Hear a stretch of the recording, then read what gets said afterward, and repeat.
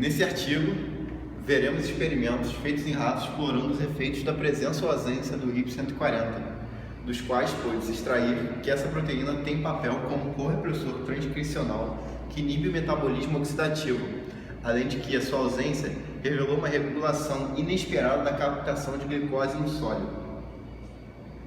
O primeiro gráfico A mostra os níveis de RIP140 em diferentes músculos, comparando entre oxidativos e glicolíticos. Por exemplo, o músculo sólio, que é oxidativo, comparando com o gráfico B, que mostra os níveis exatos da RIP140, se você comparar o sólio com o extensor longo dos dedos, que o sólio é oxidativo e o extensor longo dos dedos é glicolítico, não existe uma diferença tão significativa entre os dois. E a mesma coisa com o diafragma e o gastrocnêmio, que são oxidativo e glicolítico. Você percebe que não há uma diferença significativa entre a RIP140, na quantidade de RIP140 desses músculos. E é isso que esse gráfico está tentando provar, que o nível de proteína de RIP140 é o mesmo nesses dois tipos de músculo. Nesses gráficos, nós podemos evidenciar que a ausência de RIP140, aqui no indivíduo nocaute, o indivíduo nocaute é o que não apresenta expressão da RIP140. A ausência da RIP140 no músculo extensor longo dos dedos causa, no músculo glicolítico, vai causar esse aumento da utilização de ácidos graxos. E no músculo sólido, de metabolismo oxidativo, não é perceptível uma alteração significativa com relação à utilização dos ácidos graxos. Como base para o gráfico A, que mostra a situação principal como um todo, nós temos esse gráfico B que evidencia que no LD, o extensor longo, nós temos um aumento dos fatores de transcrição que contribuem para o aumento da utilização dos ácidos graxos. Enquanto que no sólio, o único fator que realmente sofre um aumento é esse FABP3. Porém, como comprovado aqui nas imagens abaixo, apenas no LD, no extensor longo, nós temos uma diferença de densidade significativa do fator. Enquanto que no sólio, existe sim uma certa diferença, mas ela é extremamente baixa. Então, por ter uma diferença até baixa, e esse ser o único fator que ele aumenta, o papel do RIP140 vai ter muito mais influência no metabolismo do extensor longo do que do músculo sólido. E a ausência dele vai aumentar a utilização desses ácidos graxos. Esse gráfico compara os níveis de beta-oxidação no músculo glicolítico e no músculo oxidativo.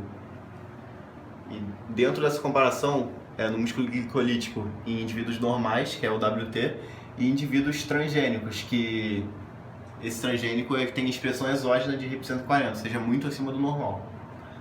Então, no músculo glicolítico, que é o extensor longo dos dedos, não houve muita diferença da beta-oxidação entre os indivíduos normais e os transgênicos, porque o músculo glicolítico já tem essa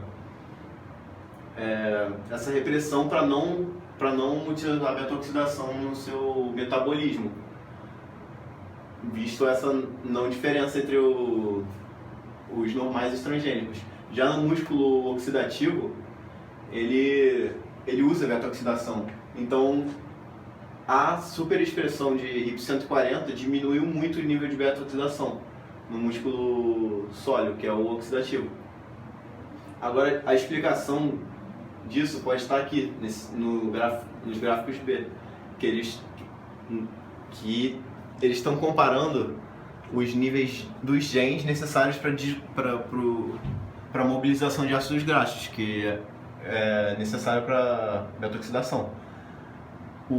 As barrinhas brancas são dos indivíduos normais e as barrinhas escuras são nos indivíduos com alta expressão de RIP140.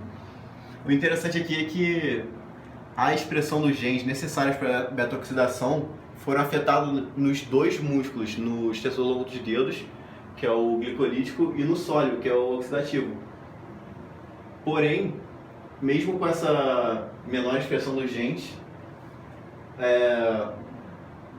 não houve nenhuma diferença no EDL, por causa daquilo que eu expliquei, que o EDL já tem essa repressão natural para não utilizar a beta-oxidação. Já no sólido, isso explica certamente o motivo de ter diminuído a beta-oxidação. Se você diminui os genes necessários para a mobilização de ácidos graxos, você diminui a mobilização de ácidos graxos, como foi demonstrado nesse gráfico. E aqui nesses quadrinhos C aqui só mostra a expressão de RIP140 no indivíduo normal. Aqui a expressão não é muito normal, e nos indivíduos transgênicos a expressão está muito acima do normal. Mesma coisa para esse gene FABP3, no indivíduo normal está assim, e no indivíduo transgênico a RIP140 que está alta inibiu a expressão, ou seja, está muito menor. E esse para os níveis de actina, que não mudou nenhum dos dois. Como observado no gráfico, a análise da expressão de RNA mensageiro no sólido e no extensor longo dos dedos mostra que a superexpressão de RIP140 reduz os níveis de ERR-alfa, PPAR-alfa e TF-AM. Já a ausência de RIP140 eleva o nível de RNA mensageiro de PPAR-alfa, sugerindo que o RIP140 regula a expressão desses genes de forma similar nos dois músculos, como visto no gráfico A e C. Em paralelo, a ausência do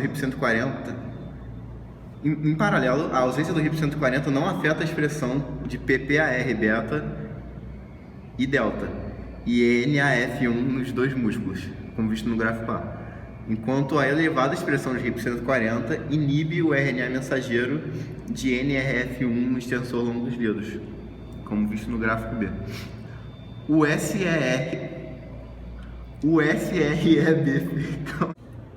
As imagens a seguir são resultados da experiência da ausência total do RIP140 e da sua superexpressão com relação à captação de glicose basal nos músculos. No músculo extensor longo dos dedos e no músculo sólido, sendo o músculo extensor longo dos dedos de metabolismo glicolítico e sólido oxidativo. O que nós podemos notar nesses gráficos e nessas imagens é que, comparando o indivíduo normal e o indivíduo com superexpressão do gene, do RIP140, nós percebemos que no extensor longo ocorre uma alteração significativa com relação à captação de glicose basal. Isso ocorre quando vamos analisar o gráfico 2, percebemos que isso está relacionado com a queda da expressão de GLUT4 na célula desse músculo. O que acontece é que aparentemente o RIP140 ele vai atuar diminuindo de fato a expressão de GLUT4, o transportador de glicose que esse músculo depende para essa maior captação, enquanto ele não causa alteração também no GLUT1, o transportador GLUT1.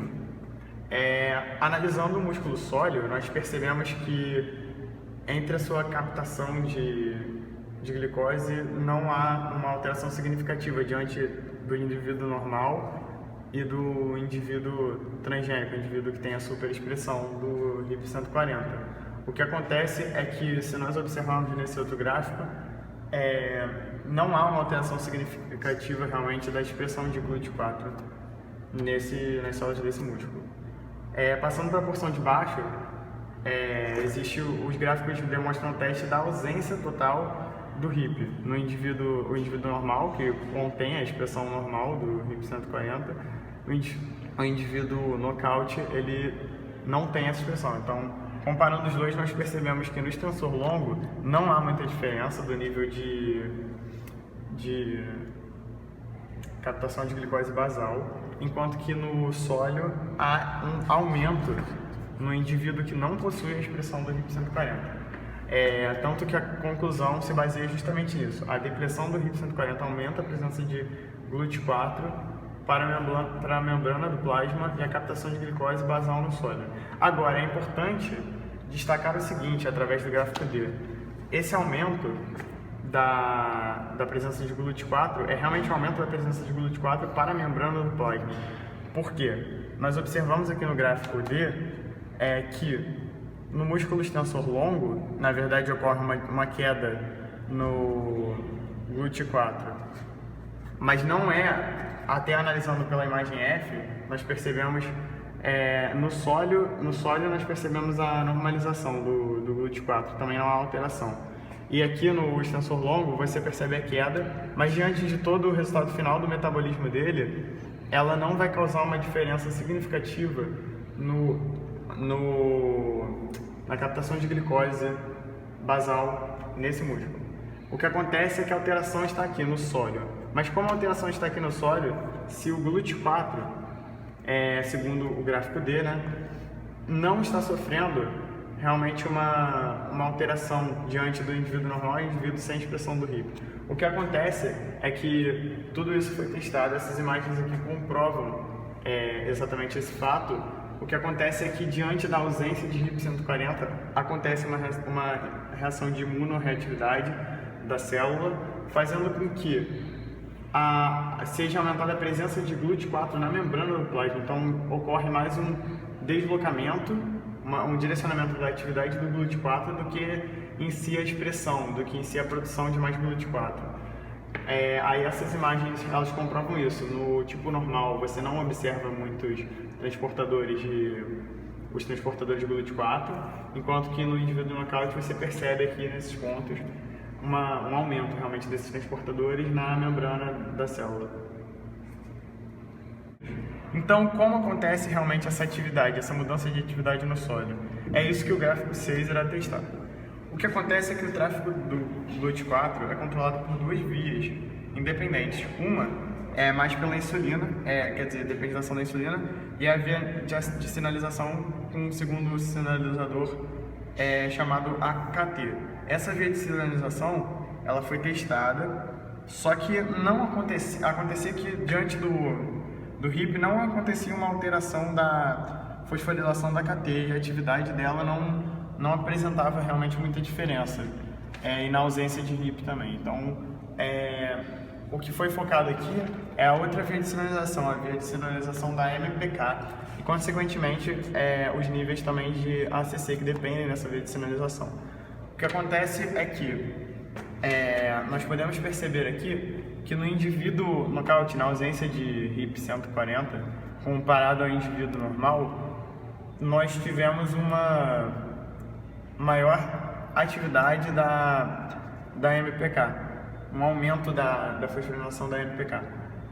Então, diante disso, nós podemos notar que os indivíduos também, comparando com os indivíduos nocautes, os que não possuem o RIP 140, com os indivíduos que têm uma superexpressão, aqui aconteceu uma diminuição dessa atividade de AMPK. Enquanto que no tipo normal, só para ressaltar, aqui está na mesma medida nesses dois testes. O tipo normal ele tem realmente uma média de atividade, em comparação com o que não possui, essa média foi excedida, e em comparação com o que possui superexpressão, essa média foi menor.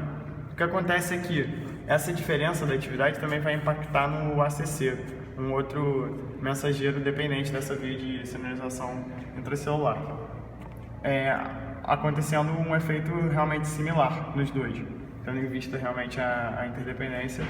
O indivíduo nocaute tem realmente uma maior atividade do ACC, enquanto que o indivíduo transgênico com superexpressão do RIP tem realmente uma queda comparada ao indivíduo normal.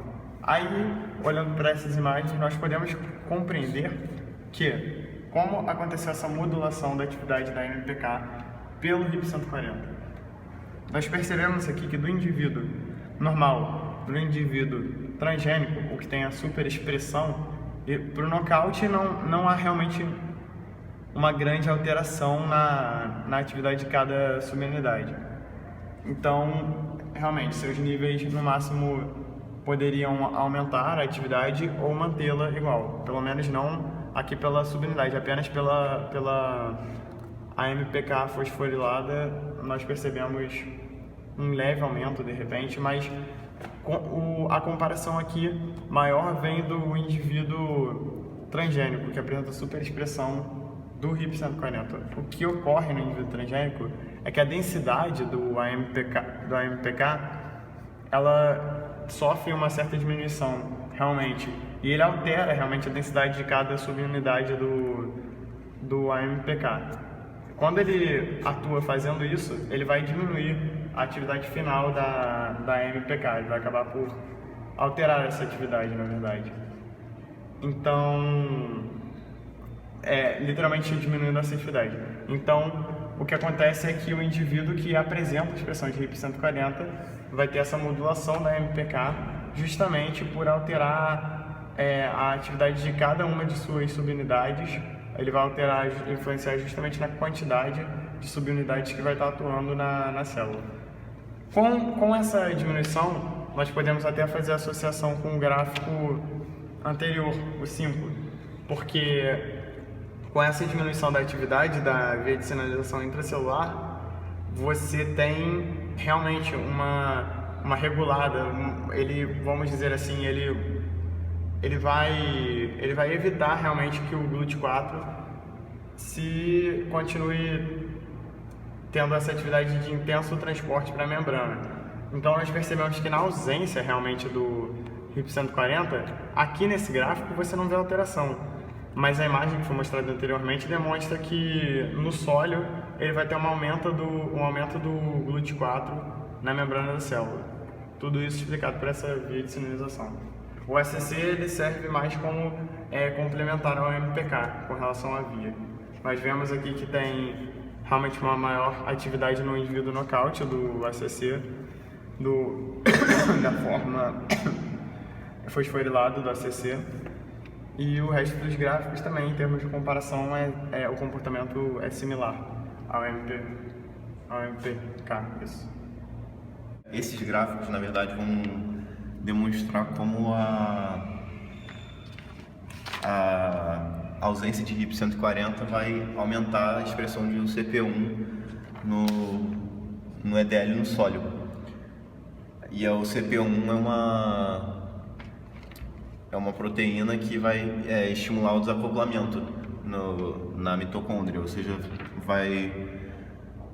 ela vai estimular a termogênese, diminuindo a produção de ATP.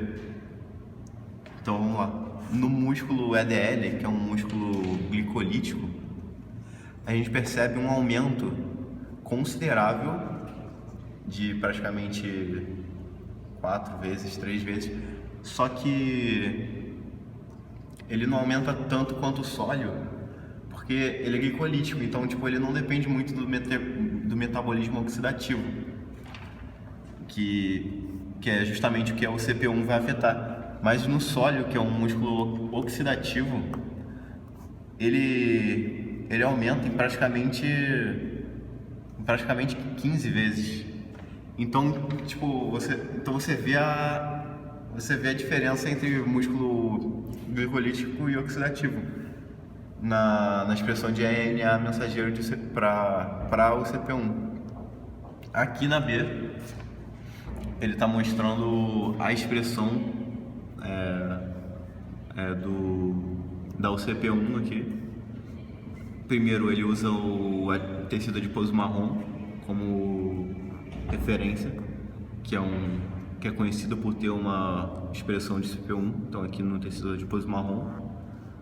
E aqui no sólio normal, aqui no sólio sem nenhum CP1 e aqui no sólio sem RIP140. Você pode perceber que aumentou muito a expressão de UCP1, em comparação até com o tecido adiposo marrom, mostrando que quando você tira o RIP140, existe realmente uma maior expressão de UCP1. E aqui no EDL, a UCP1 não foi expressa. Mesmo com o RNA mensageiro para o CP1 aumentando, ela não foi detectada quando diferenciando ratos normais e ratos sem RIP140. Então aqui são os controles, controle negativo, e aqui são os ratos normais. Então essa é a expressão normal de CP1. Aqui eles marcaram o tecido adiposo marrom como um controle positivo. E aqui é o sólio com a ausência de RIP140, onde essas células aqui foram marcadas consideravelmente com o CP1, com asterisco, mostrando a diferença aqui do indivíduo normal, onde não tem quase nenhuma marcação com a ausência de RIP140. E também eles fizeram uma relação com a expressão de MYHC2-alfa, mostrando que eles também foram expressos juntamente com a UCP1. Aí teve essa relação. No D, ele mediu a respiração mitocondrial e comparou entre ratos normais e ratos com baixa expressão de RIP140, ou seja, com alta, já que tem baixa expressão de RIP140, vai ter alta de UCP1. Aí eles estimularam a respiração primeiramente a partir de piruvato e malato. Aí a respiração ficou 100 vezes nas duas, então então ficou igual. Quando ele adicionou o palmitato,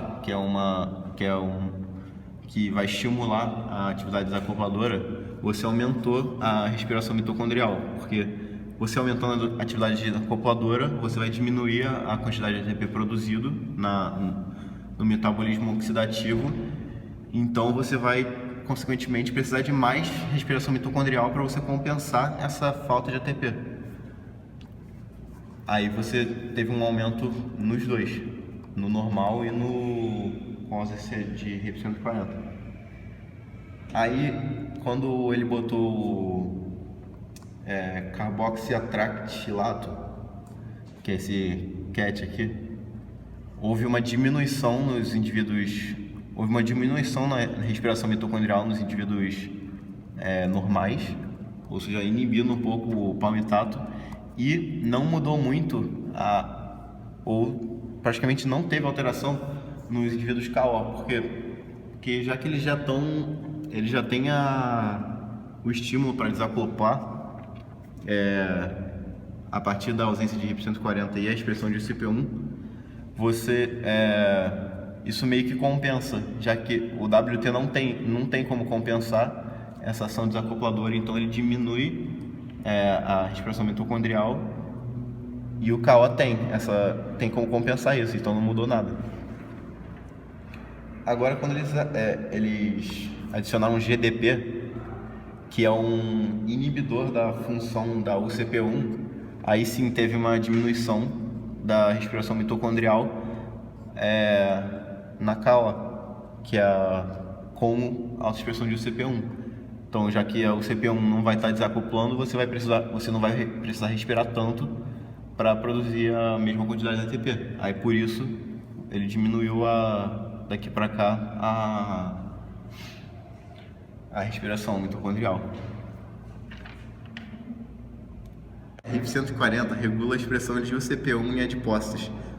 Para determinar se a UCP1 é regulada pela PGC1-alfa e RIP140 em células musculares da mesma forma, células C2 e C12 foram transfectadas para a expressão de UCP1 juntos com os receptores nucleares de PPAR-alfa, PPAR-beta e delta, ou ERRX, ou os fatores de transcrição CREB ou ATF2.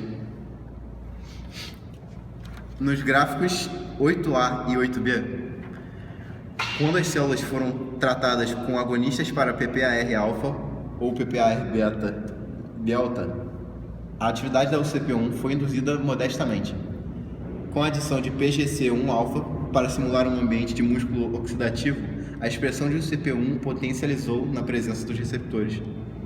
Já o aumento de RIP140 levou à inibição de UCP1, sendo dependente de dose na presença de PPAR-alfa e constante na presença de PPAR-beta e delta. No gráfico 8C, a atividade da UCP1 aumentou com a transfecção de ERR-alfa e foi antagonizada com a adição do seu agonista. Porém, a adição de PGC1-alfa suprarregulou a atividade da UCP1 induzida por ERR-alfa, aliviando parcialmente a infrarregulação do agonista. Observa-se também que a dose máxima de RIP140 relativa a PGC1-alfa inibe a atividade da UCP1 na presença de ERR-alfa. Esses dados mostram que, apesar dos 3 receptores nucleares regularem a atividade da UCP1, a atividade estimulada por PGC1-alfa parece ser mais sensível à inibição criada pelo RIP140 em células musculares. No tecido adiposo marrom, a expressão de UCP1 é induzida pelo frio através das vias de sinalização beta-adrenérgicas, resultando na ativação dos fatores de transcrição CREB e ATF2. O tratamento das células com fosfocolina, um ativador para CREB, levou a um aumento na atividade de UCP1. Quando o CREB ou ATF2 foram expressos, a expressão de UCP1 foi suprarregulada muito mais que na presença de PPAR-beta e delta. O aumento da expressão de PGC1-alfa potencializou e de RIP140 inibiu, de forma dose-dependente, a atividade de UCP1 na presença dos fatores CREB e ATF2. Essas informações mostram que a expressão de UCP1 em células musculares é regulada pelos mesmos fatores que em adipócitos. Isso sugere que o frio pode ser capaz de induzir a expressão de UCP1 em células musculares e que RIP140 age como um correpressor para ambos fatores. No tecido adiposo marrom, como mostra na figura 9, o frio é o fator mais responsável para a expressão da proteína desacopladora, o CP1. Mas no caso, a figura está mostrando isso ocorrendo no músculo oxidativo, tomando também o frio de repente como um fator provável da expressão da proteína desacopladora. Aqui no final nós vemos que esse processo vai induzir a síntese de UCP1. O que acontece é que o RIP140 se demonstrou um inibidor dessa atividade. Então ele realmente vai evitar a expressão de UCP1, porque atuando como inibidor desse processo, ele vai evitar a síntese do UCP1. O frio, atuando no receptor adrenérgico, vai ser responsável principalmente por esses 2 fatores, o ATF2 e o CREB, que vão induzir literalmente esse processo, o processo inicial da síntese do UCP. Depois do UCP ser sintetizado, o que a figura nos mostra é que o UCP ele vai atuar nas mitocôndrias, causando o desacoplamento realmente. Então ele vai causar essa dissipação energética. A dissipação energética impede a parte da respiração celular em que o AMP é convertido em ATP. Então, comparando aqui em proporções, é isso que a figura nos mostra, nós teremos uma maior proporção de AMP para ATP. Isso nos mostra o quê? Um aumento do AMP cíclico. E o aumento do AMP cíclico é o que ativa a via sinalizadora da AMPK. Como mostrado anteriormente, por isso, isso explica o papel do RIP140 também na via sinalizadora do AMPK. Essa figura, então, sintetiza realmente tudo que foi dito pelas outras figuras anteriores. Ela é, de repente, a síntese final desse nosso artigo, no artigo que está sendo trabalhado. Então, nós vemos aqui a estimulação da via do AMPK, e a via do AMPK vai contribuir para a translocação, através de fosforilações subsequentes, a translocação dos GLUT4 para a membrana celular, aumentando então, como resultado final, a captação de glicose. E é isso que essa figura demonstra.